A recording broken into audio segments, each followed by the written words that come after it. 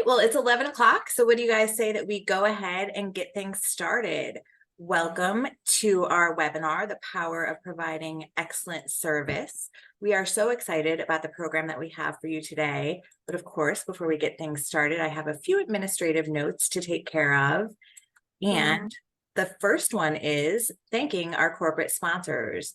Our corporate sponsors really make all that we do here at PMA possible. So I encourage you to keep these companies top of mind when you're in the market for new products or services. Our platinum sponsors include Tepfer, InterSolutions, and Residency Bureau. And then, of course, we have our gold sponsors. Our gold sponsors include American Pest, Brothers Paving, Capital Canopies, Electronic Security Services, Hawkins Electric, Minkoff Company, J.B. Klein, and Multi-Housing Depot, Planned Companies, and Pothole Repair. And then last but not least, we have our silver sponsors. Our silver sponsors include Berkshire, Donaldson, Finley, Kenmore, Orendorf and Spade, PC Richard, Quest Insurance, Rain and Sun, Thomasville Restoration, and TRC Engineering. Thank you again to our corporate sponsors for their support throughout the year. All right, we here in PM Expo or PMA land are in PM Expo world. That's all we're thinking about, all we're talking about, and I hope that it's on your calendars as well. We are coming together on Wednesday, October 25th at the Gaylord in the National Harbor. We have free registration available for Exhibit Hall, and then we have a more robust program available with our full access pass. And one of the items that you'll have access to with that pass is our keynote speaker, Rachel Druckenmiller. So rather than me tell you about Rachel and how awesome she is, I thought I'd play you a quick video to tell you what she's going to be speaking about at Expo.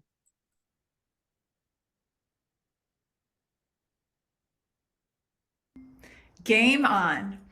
Hi, my name is Rachel Druckenmiller, and I'm so excited to be joining you on October 25th for PM Expo 2023. Now, this experience is going to be an opportunity for you to connect with each other, to learn from each other, to build relationships, to strengthen relationships, and to have fun and learn together. And the experience that we're going to kick off with, and the keynote that I'm going to be delivering, we're going to be looking at what we can do to level up our leadership. As we end this year and enter into 2024, it's a perfect time to reflect and to think about how we want to show up more intentionally in the way that we lead. Now, in this session, you're going to have an opportunity not to just learn from me, but to learn from each other, to connect with each other, and to walk away feeling equipped, inspired, and empowered to be the kind of leader that you admire. So, if you haven't already, you're going to want to make sure that you register, because it is time to level up your leadership, create valuable connections, and embark on a journey toward a more impactful and connected future in property management together. You can register for PM Expo 2023. Game on today at pma-dc.org. I will see you all in October. Who's excited? Amy is. Awesome. And in addition to the keynote, Rachel will also be facilitating a panel discussion. We'll have Jamin Miller from CRC, Shoni Wilcox from Wynn Companies, and Karen Truman from Legend Management, sharing their tips and tricks for being effective leaders and succeeding in the industry. So again, I encourage you to register for the event, and we look forward to seeing you there on October 25th. And then next month, we are all coming together again to celebrate excellence within the industry. We have our 2023 awards ceremony on the calendar for November 29th. That'll take place at the Ritz-Carlton in Tyson's Corner. At that event, we'll be presenting our EPIC Awards, our PACE Awards, our Leasing and Maintenance Professional Awards, as well as the Marketing and Advertising Excellence Awards. So I encourage you, if you're interested in that, to act quickly. Last year's award ceremony drew a record-breaking 700 attendees. We had a packed house. There wasn't room to squeeze one more person in, and I anticipate we'll have the same problem this year. So if you're interested in attending, reserve your spot today. And then we're already thinking about 2024 here. We will be launching our third leadership development cohort in January of 2024. So stay tuned for further information about that program. We'll be opening registration this month. It's a great way for new and aspiring leaders to sharpen their soft skills and learn how to advance their career even further. Then, of course, it's not all serious business here. We are getting ready for our our holiday happy hour pajama party, which will take place on December 13th at Punch Bowl Social in Arlington. We just did a staff visit there to check out the venue earlier this week. Great food, great team. It'll be a lot of fun. So we are encouraging folks to get their cozy holiday PJs out and come join us for a great time. So mark your calendar for that as well. And with that, and now I see all you guys here. This is awesome. We have a wonderful program for you here today. We have Amy Earp with Beyond the Balloons to talk with us about customer service and specifically about dealing with customers sometimes when things get a little difficult and a little dicey. So you guys probably all know and love Amy Earp. I know she has done customer service webinars for us before and is really a go-to resource in the industry for training. So I would like to invite her to take the stage and start sharing her screen. Awesome. Okay, just one moment, please.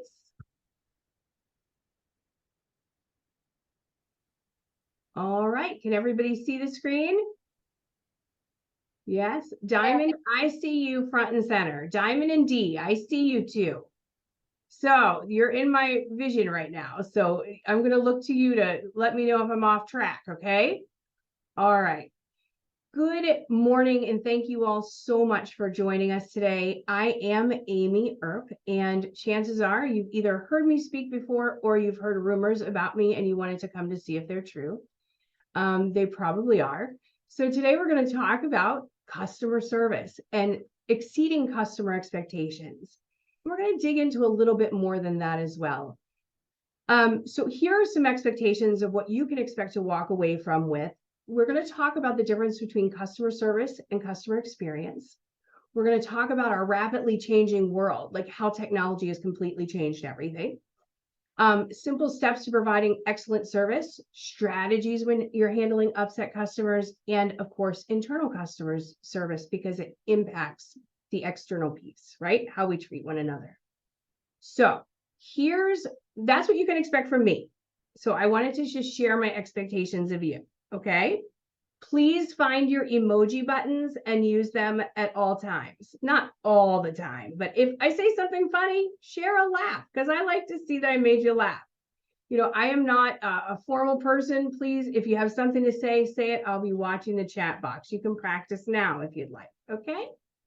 Funny button, whatever. Also, if I ask a question, please type an answer. Chances are I'll be looking for your answer and we'll talk, okay?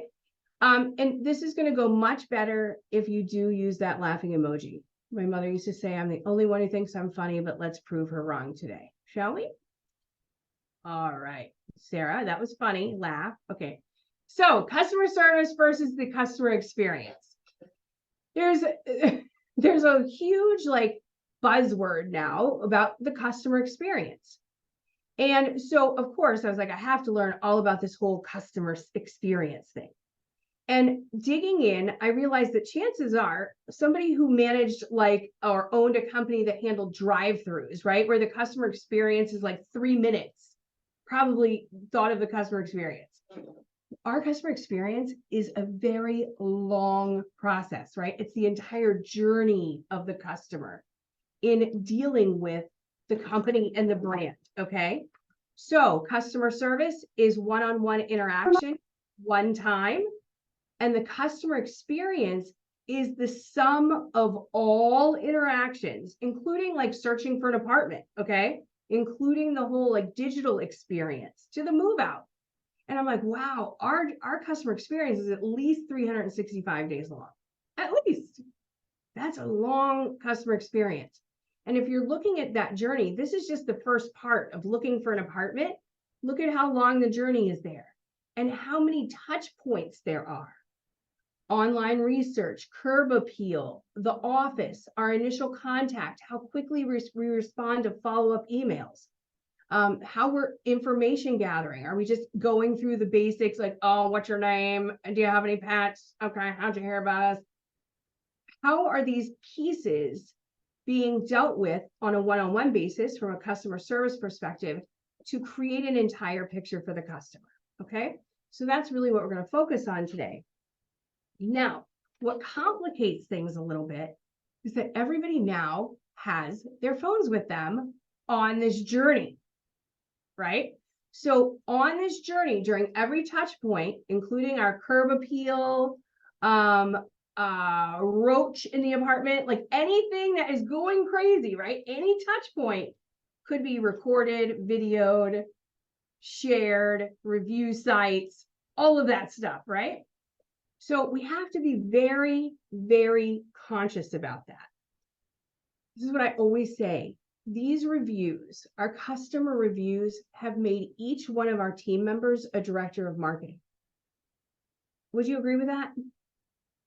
Would everybody agree with that? Literally, because here's the deal. Do you look at reviews when you're buying something? How many of you look at reviews? Go ahead, pop up, just raise a virtual hand, right? Of course, we're looking at reviews. And we're looking at reviews when we buy something that's like $20 on Amazon. Would you agree? Yeah?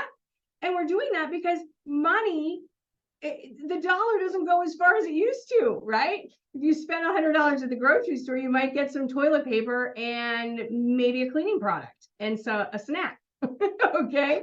So people are really watching the money they spend, and they are doing a lot of research, and people don't trust advertising or marketing anymore.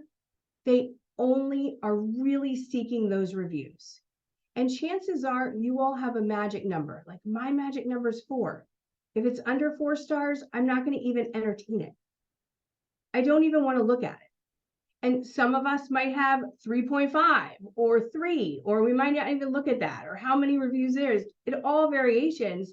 But can you imagine in an industry where we can measure everything?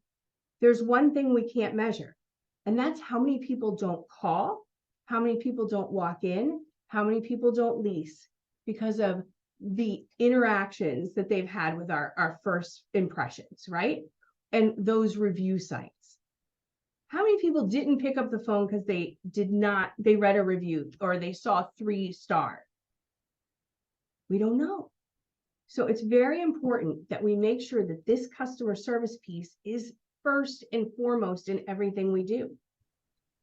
So excellence begins with the presentation. How are we dressed? I don't know if anybody ever told you, but you're running a multi-million-dollar asset. Multi-million-dollar real estate deal.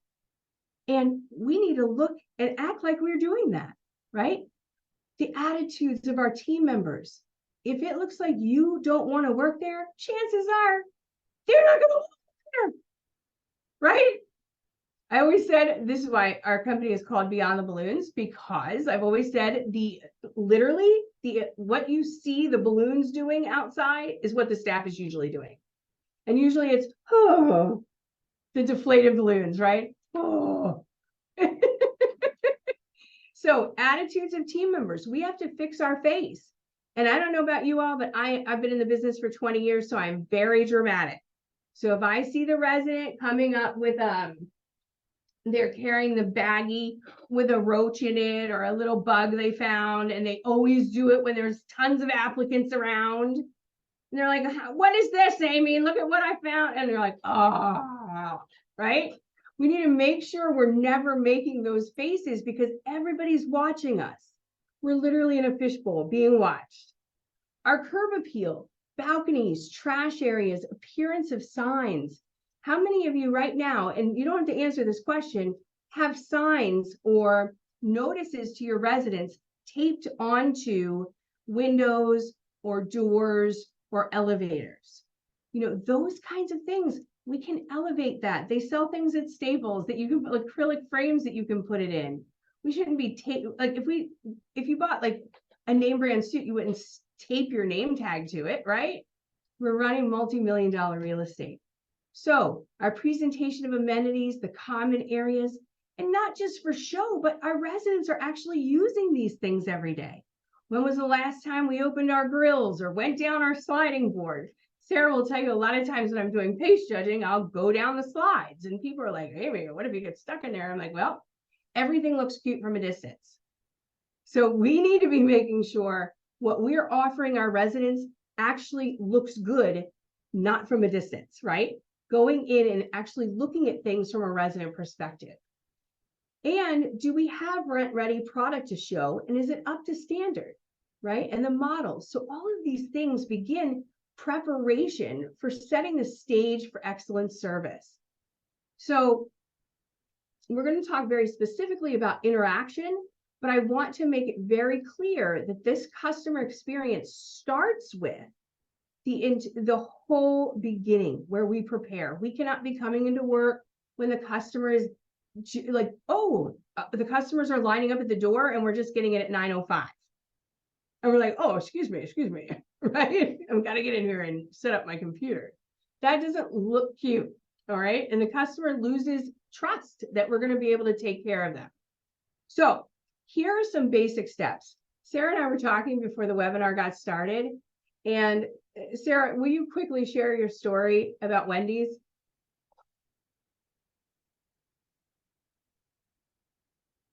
I can't hear you. I can't hear you. Okay. I'll share the story. Oh, good. Okay. So Sarah was telling me she went to Wendy's with her family and they felt totally invisible. There were like 5 employees working and nobody even spoke to them, like, or acknowledged them.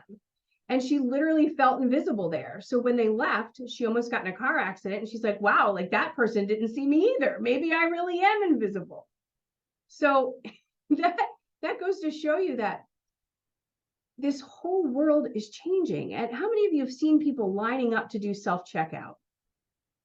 People will line up to do self-checkout before they deal with a human being. And it's because people aren't very nice these days. So I will tell you, the first step to creating an exceptional experience with a customer is to be nice. Use words like please and thank you and certainly and my pleasure. Always remember that everybody who calls and emails, they're not an interruption of your work. They're the reason you are working. They actually pay for our bills. They're the reason we exist. So never be too busy to be nice. It truly does go a very, very long way. And if you look at the fast food industry, right? Just take a look at McDonald's versus Chick-fil-A. And I'm not talking about political stance, opinions, none of that. I'm talking about pure 100% customer service. Who wins that race? Chick-fil-A, right? Chick-fil-A. And if you ask, like, oh, what is it that makes them so good? It's because they're nice. They actually act like they care about you. And they're not using technology to replace them. They're actually using the technology to get your name and to send it off to the next team member to best handle you.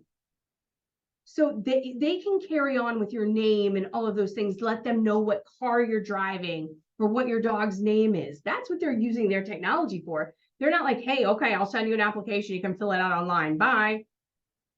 Right? Like, we don't want to be using technology to replace us. We're talking about a very emotional spend, and that is spending on a home, right? We are literally selling long-term relationships, and we can't do that successfully when we're having one-night stand kind of interactions, okay? So we also want to actively listen and never interrupt. We have to stop talking and use body language that shows we're listening, leaning in. And I don't know about you all, but I see this so much now. People are so busy checking their phones. They hear a ping and they're like, oh, somebody likes my picture on Instagram that has the lashes, like, right? It's a full, they need instant gratification, like somebody's liked their post. And the human interaction is gone. So when you're talking to someone, lay everything down. Stop what you're doing. Intentionally shut it down. Honestly, I strongly suggest walking away from your computer and going to sit down with a customer. so there's no barrier between you. Make sure you're repeating the problem back to the customer to make sure you even understand it. Because I don't know about you all, I think I have good listening skills, but sometimes I might be misunderstanding something. So if I recap, they have an opportunity to clarify, right? And you also want to listen beyond the words and get to the genuine root cause of what they're upset about, right? Because a lot of times it's not the toilet. The toilet overflowing is just the straw that broke the camel's back, right? It's the one more thing when they're late for work or they're upset about something.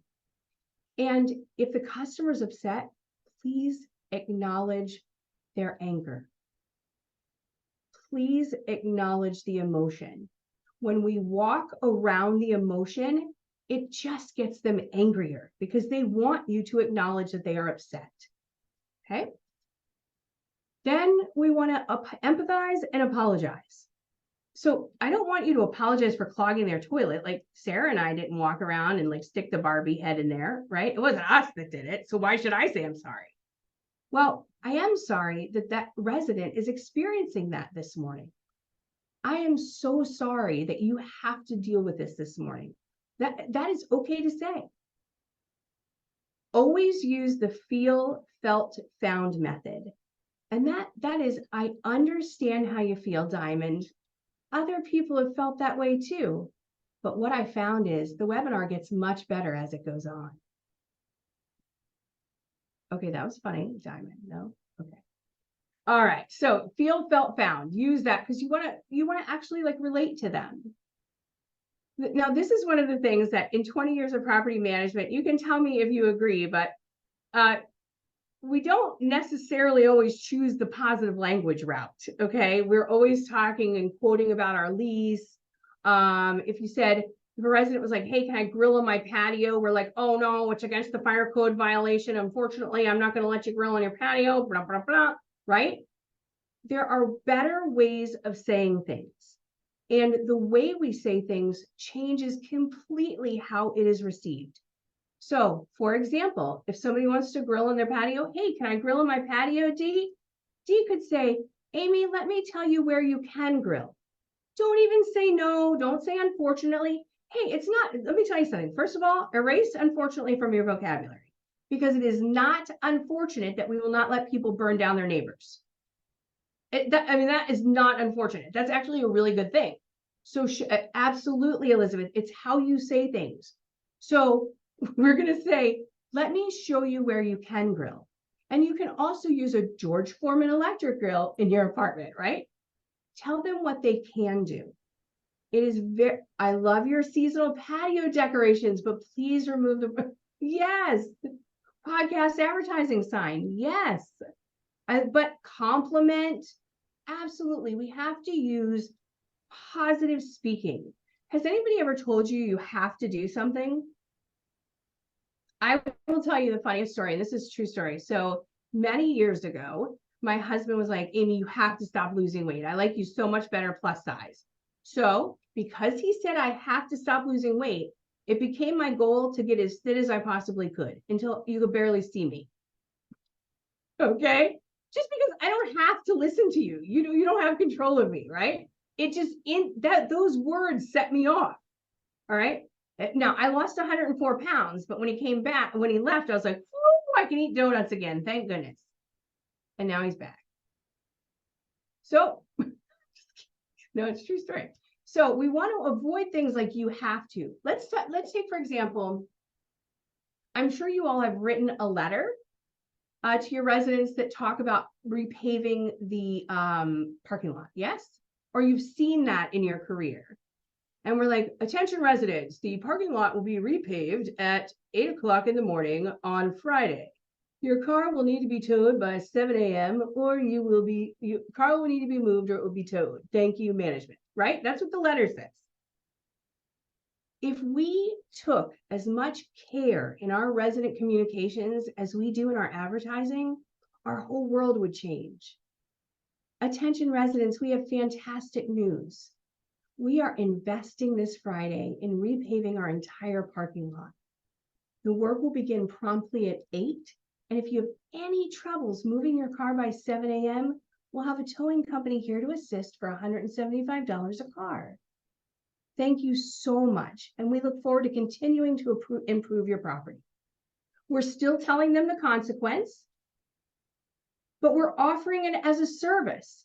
And I can promise you this, if somebody told me that you were going to charge me $175 to help me, I'd be like, sure, going to move my car. See you later. Even if I was in the middle of a webinar, I'd shut it all down to save $175, right? So choose positive speak, please. And before you set, we have spell checkers. Yes, that's cool. But you really need tone checkers too. You know, I have somebody in my office who checks me for professionalism because sometimes I'm a little crazy. And I check her for her tone because she's very operational. Sometimes us managers don't necessarily think through how our stern email that ends in a period and just ends with no thank you or goodbye or anything. We don't necessarily think about how that might make somebody feel. Okay. So if the customer is upset, this is a really cool trick to use. If the customer is upset, they're reacting with the right side of their brain. Okay. The right side of their brain handles emotion, creativity, all of those colorful, magical things. The left side controls thinking and logic and reason.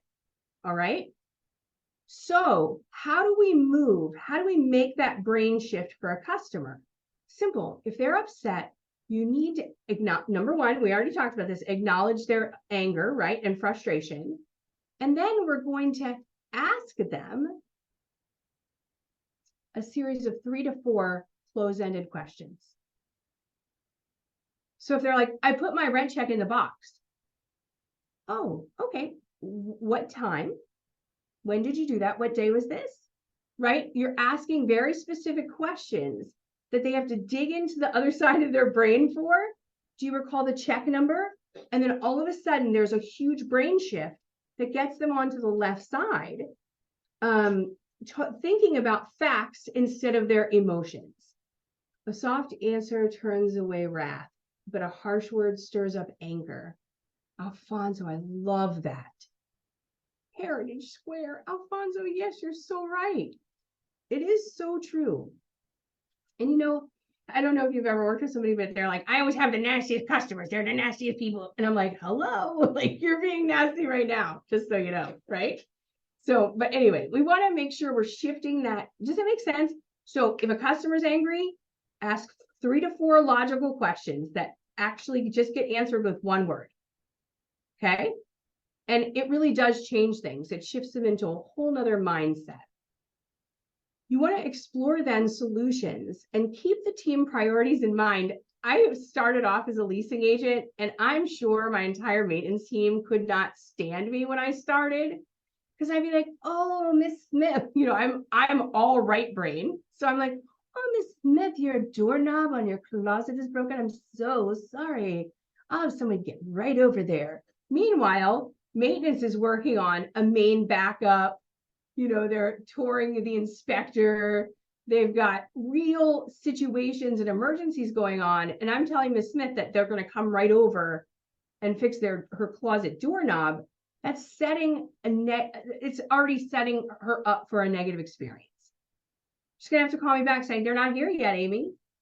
Right? So we want to understand what our team is doing. Maintenance too. If you know the office is closing at 1 and you see a customer walking up to the office at 1, let them know the office is going to be closed for an hour. So you can save them time, right? So know your team's priorities, under promise and over deliver. Parts are taking a long time to get in. If it's going to take 2 weeks, tell them it'll take 2 weeks and 3 days. Give yourself some leeway to make sure you're able to actually deliver on what is promised. Because the truth is, people are really not crazy. We're smart, right? We know that if you need to order a new part, we don't just have new parts like falling out of the sky. We have to order it. But it's about communication. And if there's multiple steps, we want to explain that to the customer. I don't know if anybody's seen this, but online during reviews, you'll see people like leave a picture of drywall work in a bathroom that has not been done, right? You're like, oh, this is left been undone. It's not done.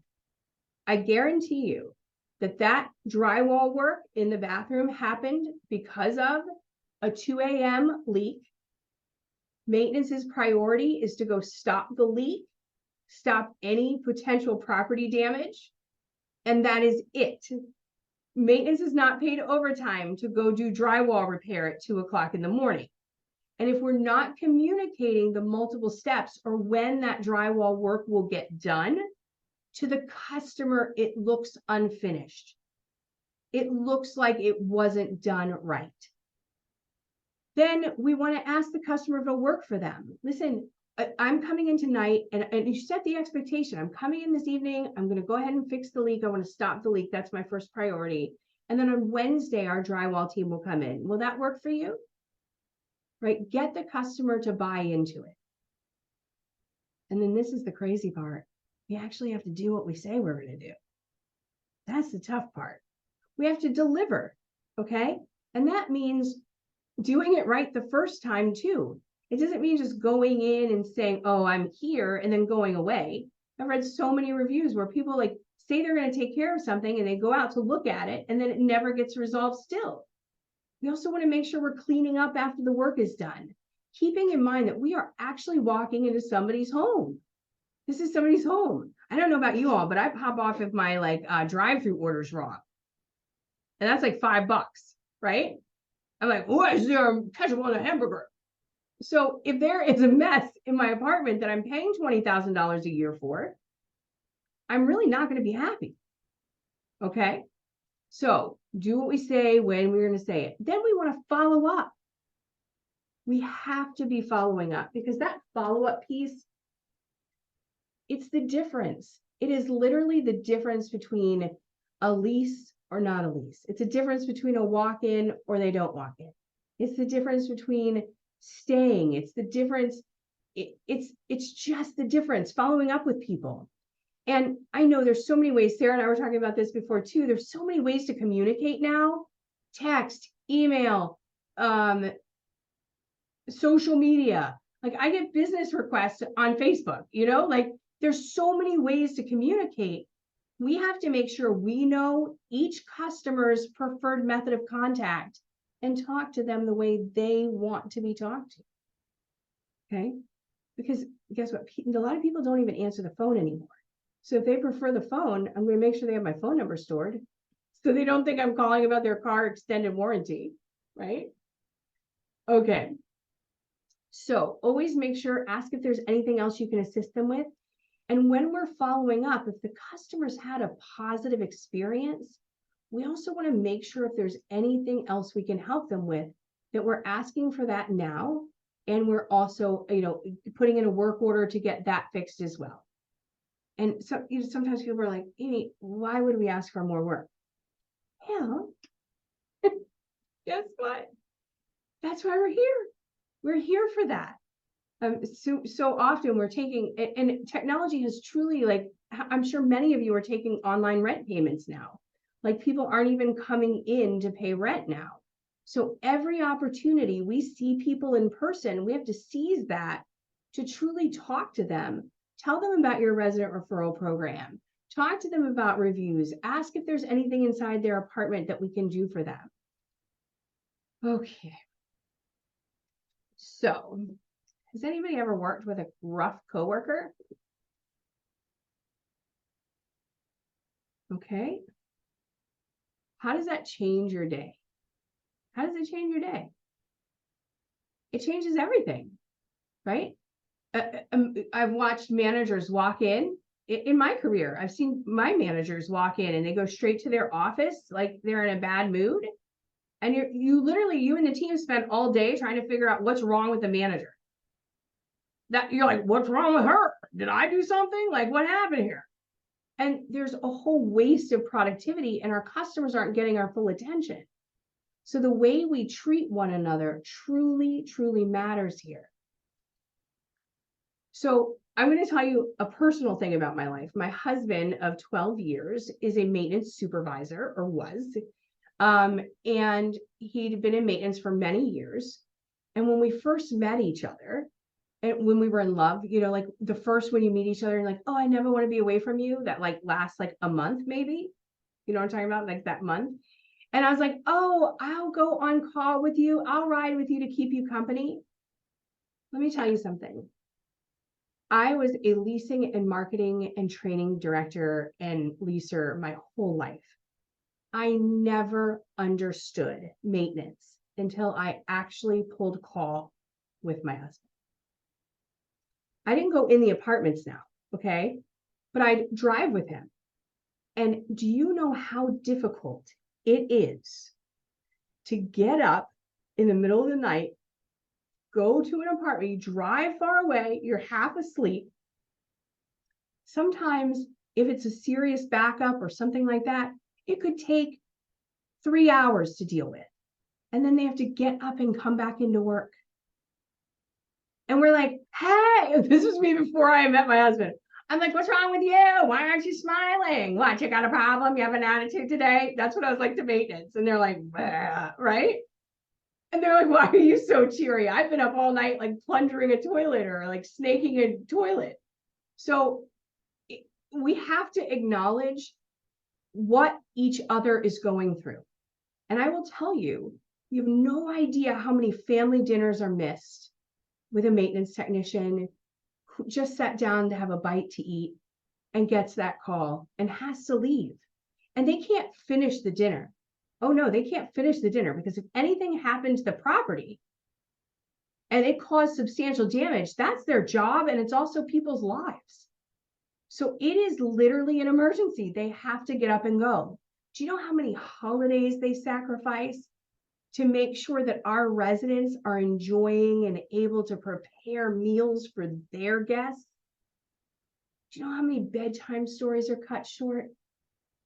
We've been at the fair and emergencies come in and you're like, really? Like we just took our baby to the fair for the first time. We have to shut it down. And I can promise you this, maintenance is dealing with their significant other saying, oh, really? You're getting a call at 2? Sure, there's a leak. Sure, there's a leak. I know because I've had issues like that before in my life, okay? Now, there's a flip side to this, okay? I'm not a maintenance advocate. I'm an advocate for everybody. So the flip side is this. My husband used to say, well, you don't even work. You just email and talk and email and talk and email and talk. Well, to all my service friends, do you have any idea how many shows we put on a day? Do you know that every time the door opens, the phone rings, or somebody is in our office, including our coworkers, we have to act like we are okay when our entire world could be falling apart? We don't have a shop to go to. We don't even have like a hidden place. I've literally cried in my leasing years. I've sat in the bathroom and cried for a minute so I could get myself together. Okay. I have PTSD from hearing the phone ring. When I get home at night and my family's calling, I'm like, why are you calling? I don't hear the phone ring ever again, right? Because we talk and we're on the phone all day long.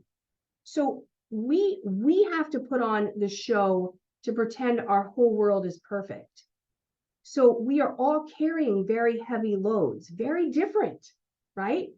Very different, but all very difficult to carry. And people deserve to be seen, respected, and acknowledged for the work that they do and for the part that they play in this that goes beyond the actual work we do. So please watch the way you treat one another. Watch the way you treat your service providers because they are also interacting with your residents. The way we treat one another ultimately impacts the way our residents are treated. So I'm going to take a moment to show a quick video. Are you okay with that? It's only like 4 minutes and 36 seconds. And I just want to like set this up for you, okay? At first, you're not going to hear anything. So don't be like, oh, there's no sound, Amy, there's no sound. I know there's no sound. There's not even going to be any talking. It's not like a comedy act, okay? So just listen, take it in, and please keep any interruptions from bothering you. Don't look at your phone, look at the screen. I promise you won't regret it.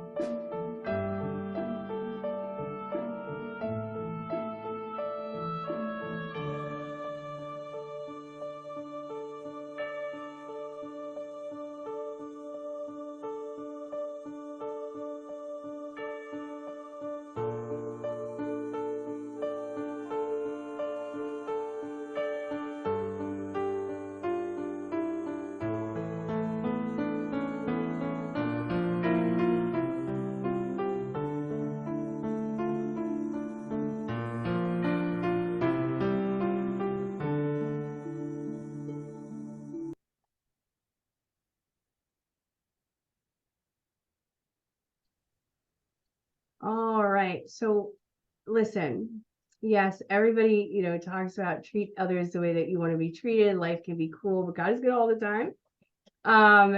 Treat others way wonderful video. Let me tell you why I picked this video. First of all, I want to cry because there's 176 people out there listening to this. But I share this video because there is nothing more powerful than knowing that our residents live with us, folks. They don't just go through our drive-through behind. Oh, hold on 1 second. I need to go. Hold on. The next slide. Because behind every single apartment door, behind every tool belt, behind every desk, behind every corporate office door, behind every vendor that you're calling to go off on because things didn't go right, is the story of their life unfolding. Every person that you interact with, every email you send is going to somebody who has their life unfolding. How many of those things that we saw in the video have we experienced in the last year? Right? And in my life, mental health awareness is every day. Okay. Like I walk in the office and my whole coworker like, Amy, have you taken your anxiety medicine yet? Because I go crazy, right? Chances are one of our residents might have missed their medication. Chances are they have somebody in the hospital that they're concerned about. Just know that people are going through it. And somebody said, treat people the way you want to be treated. I encourage you to shift that. Okay, we were taught treat people the way you want to be treated. But I want to tell you, the fact of the matter is, I like to hug people. And if I went out of my office and started hugging everybody in my office, 50% of them would sue me. One I might find, offend religiously or culturally. I might get my fourth husband, like who knows, like what could happen out there, right? But not everybody likes to be hugged. So we have to treat people the way they want to be treated as well, even when it comes to communication. I did take the video time to look at a few comments. A mouse bleeding out might be an emergency in my life. I'm just kidding. So pest emergency calls, somebody asked how I feel about it. I feel that a pest would be an emergency in my world, but we don't work with feelings every time. We also have to look at our company policies and make sure we are adhering to them for everyone, because one of the best ways to provide great customer service is keeping it consistent and fair for everyone in accordance with the Federal Fair Housing Act. So you don't want to come kill a bug for one if you're not going to go kill a bug for everybody. But it's the way we say or help that customer. Use your policies, but also remember the way we speak. It has a lot to do with how the resident receives it.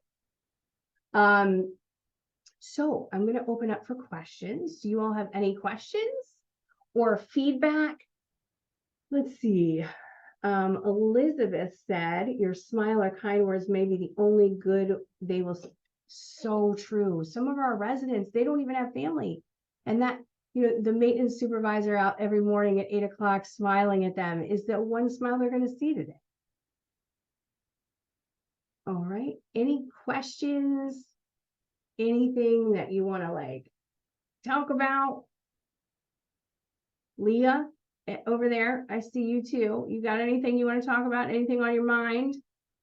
D? No? All right. So I ask that you all please go forward today and take care of the people, because the people are what matters. And be the person that people want to deal with. I always say this. Listen, at the end of the day, you can find somebody to do my job. Of course. Listen, guess what? Grace Hill does it every day. And I love Grace Hill. I'm not knocking it, right? But I could put up a video every single day and be like, oh, here it is. But guess what? It removes the people. There's a time and a place for everything. There's a time and a place for technology. And there's a place for every piece of it, okay? I'm not saying Grace Hill's bad, Sarah. Don't get mad at me. I love Grace Hill. But at the end of the day, we also have to connect with people. That's why they're out at trade shows. That's why they're talking to their customers. That's why, we have to be able to actually connect with human beings. There's nothing more emotionally charged than the feeling of home. And we want to make sure that that's a positive experience for everyone. All right. Thank you all so much. I hate only having a short time. Thank you, Destiny. Sometimes it's important to go back to some feelings and some basics into human beings, right? Oh, Jenny, thank you. Thank you so much. All right. Please feel free to reach out to me anytime. If you have any questions, please let me know. Sarah, if you want to wrap it up. Oh, by the way, Rachel's amazing. So if you're not signed up to go to the expo, do it, because Rachel, she actually brought me to tears. She is the most emotionally charged and wonderful human being that will also remind us of the people in our lives. And it sounds like she's going to be talking about the people on your teams. So please, I encourage you to see her. She's fantastic.